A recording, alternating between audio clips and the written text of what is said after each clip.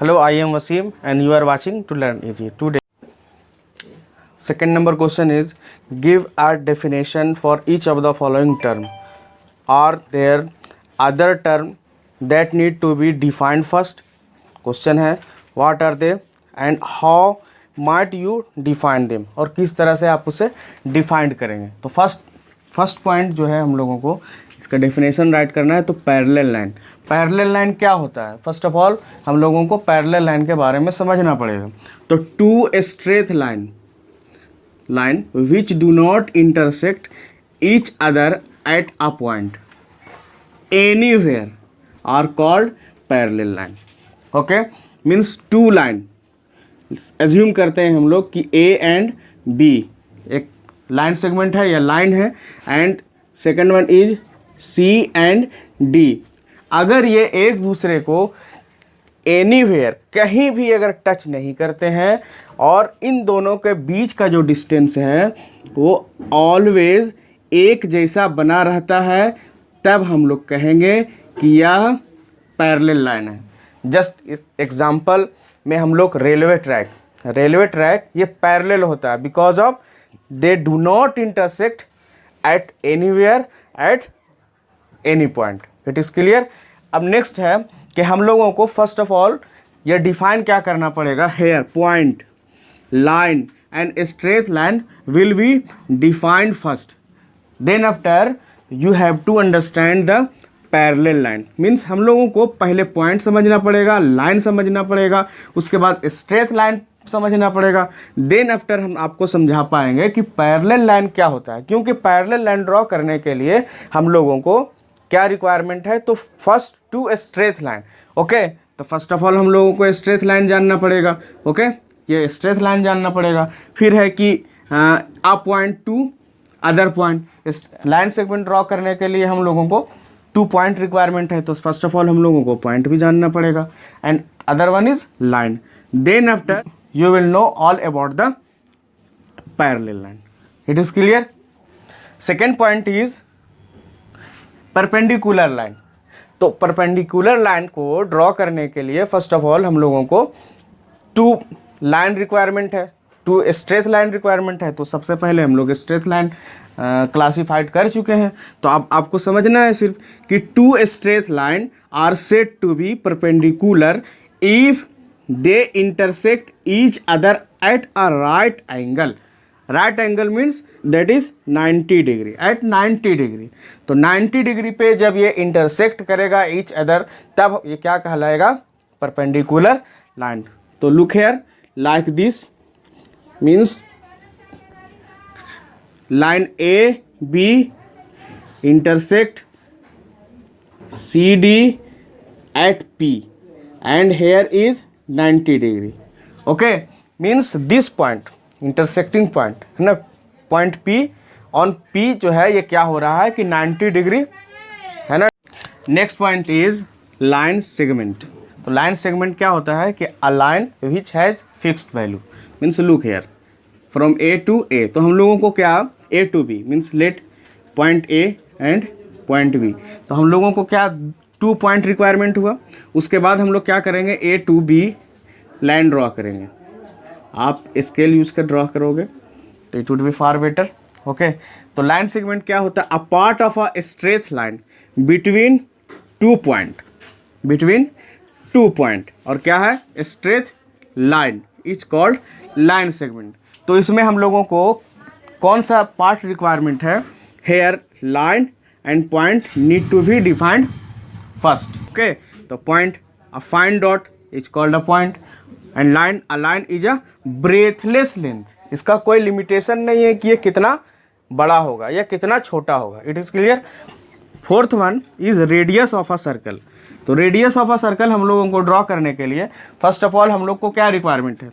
तो radius draw करना है तो सबसे पहले हम लोगों को सेंटर से सर्कल के बाउंड्री तक का लेंथ रिक्वायरमेंट होगा. इट मीन्स क्या है? The length of the line segment between the centre point of the circle to any other point lying on the circle. Any other point lying on the circle means assume this is the circle and let A is the center of the circle. Okay, means from A we have to draw a line from A to the other part of the circle, है ना। तो इस तरह से ये A से अगर हम लोग इसको B अज्यूम करते हैं तो A और B जो है वो क्या होगा, ये रेडियस ऑफ द सर्कल होगा। तो अब हम लोगों को क्या होगा, इसमें क्या रिक्वायरमेंट है, तो सबसे पहले एक पॉइंट की ज़रूरत है कि a point is that which has no area. ठीक, टर्म इसमें क्या यूज होगा, point. A point is that which has no area. ठीक है, next one is circle, the collection of all the point in a plane which is equidistance from the centre form a circle. देखो यहाँ से ये centre है और centre से equidistance, ये जो रेडियस है ना, ये इसका जो डिस्टेंस होगा वो ईच एंड एवरीवेयर वो क्या होगा, इक्वल होगा, तभी ये क्या फॉर्म हो पाएगा, तभी ये एक सर्कल को फॉर्म कर पाएगा। It is clear. तो सेंटर से सर्कल के बाउंड्री तक की जो लंबाई होता है वो ईच एंड एवरीवेयर इक्वल होता है। Last point is square, fifth one is square. What is square, a quadrilateral with all side are equal, okay, and each angle is right angle is known as square। तो first of all आप देखो इसमें क्या होगा कि अगर हम all side equal कर दें तो क्या ये स्क्वायर फॉर्म हो जाएगा, स्क्वायर फॉर्म होगा नहीं ना, स्क्वायर फॉर्म नहीं होगा। ये मीन्स देखो यहाँ पे a quadrilateral with all side are equal means यहाँ तक अगर आप क्लासिफाइड करते हो तो क्या होगा, ये स्क्वायर नहीं हो पाएगा। तो इसमें क्या होगा, and each angle is right angle. यहाँ पे अब फिर से आप एक सेकेंड ड्रॉ करो और ये क्या होना चाहिए, ईच एंड एवरी जो है ना ये साइड है वो राइट एंगल पे है, देन क्या होगा, ये स्क्वायर फॉर्म होगा, is known as square. It is clear. अब इसमें कौन कौन सा टर्म यूज हुआ है आप उसको समझ लें। साइड तो देखो अनडिफाइंड टर्म है, ऐसा इसलिए है क्योंकि यूक्लिड ने साइड को डिफाइंड नहीं किए थे। It is clear. तो इसी वजह से हम लोग इसको अनडिफाइंड टर्म राइट किए हैं। नेक्स्ट वन इज एंगल, क्योंकि ये एंगल फॉर्म हो रहा है तो एंगल क्या होगा, the inclination between two straight line. दो स्ट्रेट लाइन मीन्स रिक्वायरमेंट नहीं है कि ये 100% क्या हो कि 90 डिग्री पे हो, कोई दो लाइन किसी एंगल पे झुके रहेंगे, ठीक है ना, किसी, है ना, तो ये क्या फॉर्म होगा, मीन्स एंगल ये फॉर्म करेंगे। ठीक है, that meet at a common point, ये कहीं किसी कॉमन पॉइंट पे, means let A is a common point, तो ए पे जब ये मैच मिलेंगे तब क्या होगा, ये एंगल फॉर्म होगा। Point form an angle. And last one is quadrilateral. तो क्वाड्रिलेटरल क्या होता है कि the figure form by joining 4 point. तो ये this one is quadrilateral and this one is also quadrilateral, but this is a rhombus and this is a square. Why? Because its all angle are 90 degree and its all angle are not equal to 90 degree. Number third is that consider two postulate given below. First one, given any two distinct point A and B, there exists a third point C which is in between A and B. Second one, there exist at least 3 points that are not on the same line. Do these postulates contain any undefined term? Are these postulates consistent? Do they follow from Euclid postulate or explain? Okay, तो first of all क्या है कि both the postulate are consistent because they represent two different situation. First में क्या बता रखा है कि says that given 2 point A and B. First में क्या है कि A एंड B कोई पॉइंट दे रखा है and there is point C lying between them, means look here A and B, ठीक है, A और B कोई लाइन है और इसमें बिटवीन देम, इसके बीच में C एक लाइन पड़ता है, मीन्स इसमें हम लोग क्या कर सकते हैं, AC बराबर BC। But in second situation given A B we have to take point C not laying on the line AB, means first of all we have to draw a line AB and C is not laying on the line AB, means C would be, हो सकता है C यहाँ हो सकता है C यहाँ हो सकता है C यहाँ हो, है ना। तो ये जो कंडीशन है ये दोनों सेम नहीं है। इस तरह थर्ड क्वेश्चन कंप्लीट होता है। ओके, तो लुक हियर, तो A and B is to any distinct point and C is between them। Okay, तो क्या है कि given point C is between A B such that A C equal to B C, ये हम लोगों को दे रखा है, ये क्वेश्चन में दे रखा है। Now A C equal to B C ये हम लोगों का गिवन है। अब इसको क्या कर सकते हैं, इसको अगर छोड़ दिया जाए तो हम लोग क्या राइट कर सकते हैं, देखो कि A C plus C B equal to A B, write कर सकते हैं ना। A C plus C B equal to A B, ये अकॉर्डिंग टू गिवन इन्फॉर्मेशन हम लोग राइट कर सकते हैं। This imply A C plus क्या हम लोग राइट कर सकते हैं, सी बी के प्लेस पे, ये बी सी या सी बी के प्लेस पे हम लोग क्या राइट कर सकते हैं, ए सी राइट कर सकते हैं, बिकॉज इट इज़ गिवन कि ए सी इक्वल है बी सी का।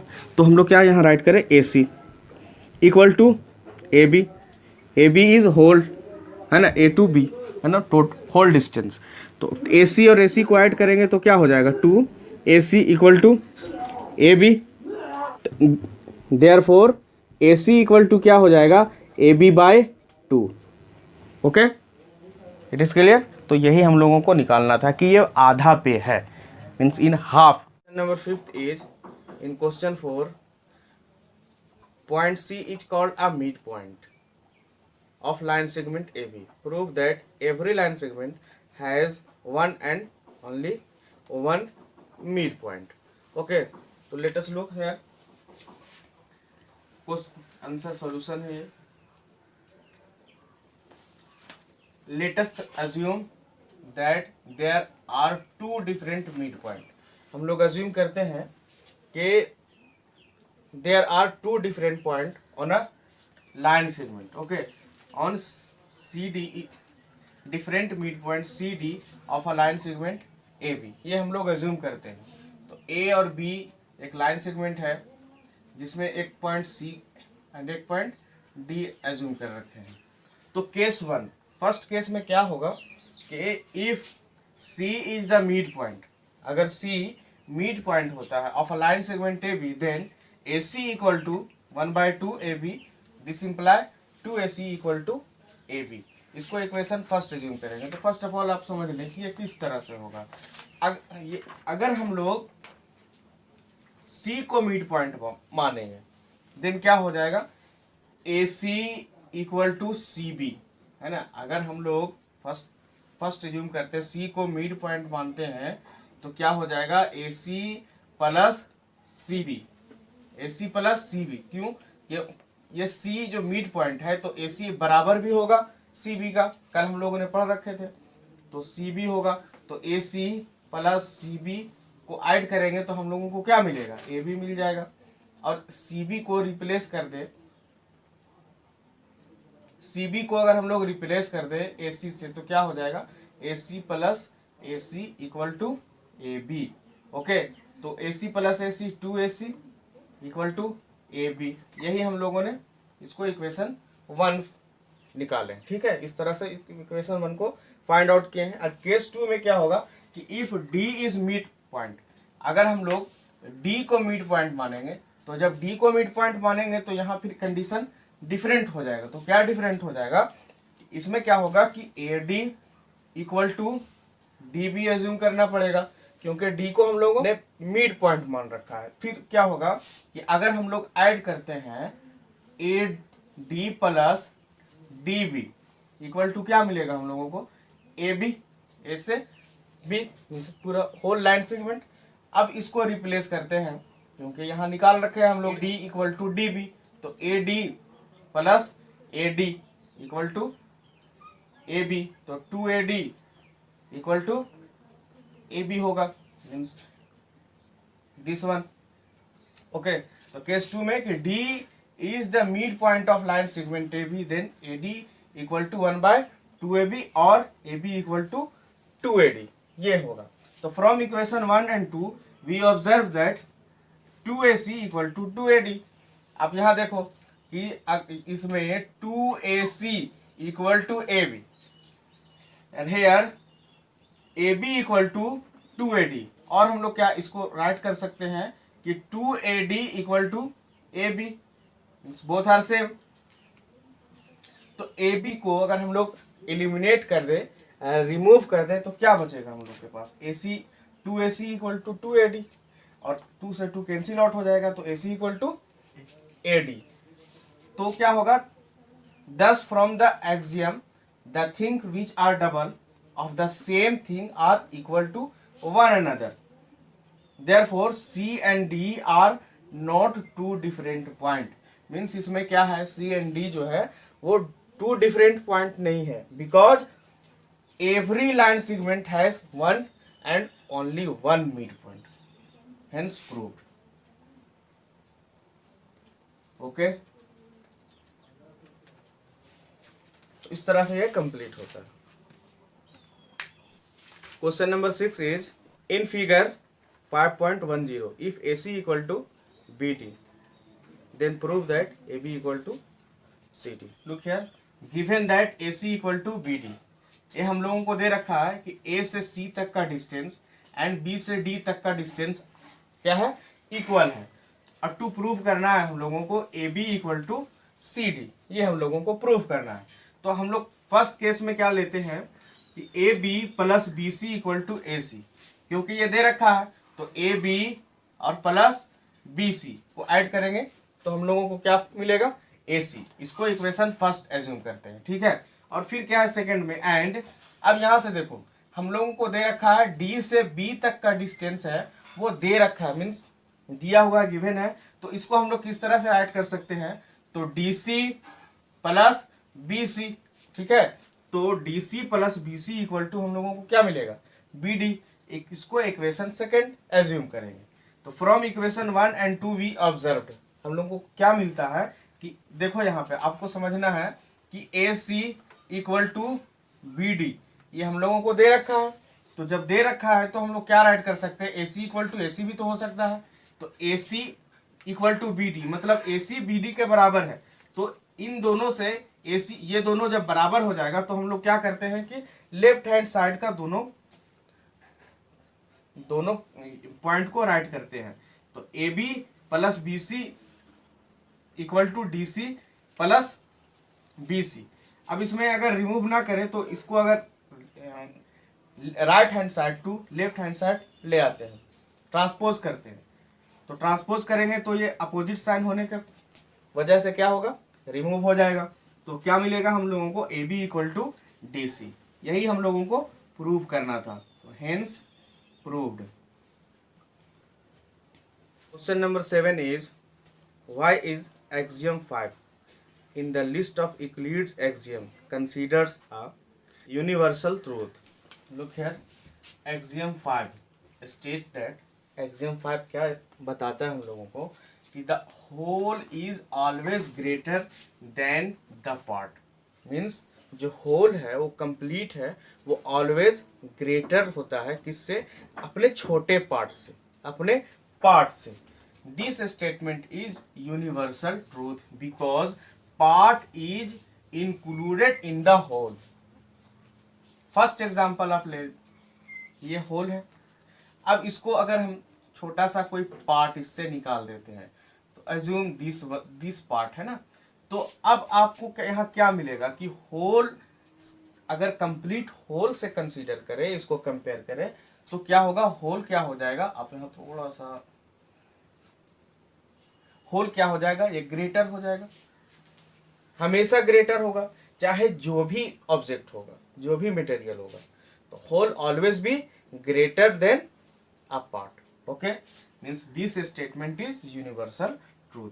तो फर्स्ट में हम लोग in mathematic consider the figure this one. Okay, here A to B equal to AC plus CD plus DB, then क्या हम लोगों को मिलेगा, AB। So AB greater than AC, AB यहां से यहां तक, और किससे हम लोग कंपेयर कर रहे हैं, तो AC। तो AC is a part of a whole, तो AC and AB greater than CD means here to here. and AB greater than DB. It is clear? तो क्या है? That is why the whole is always greater than the part. Okay.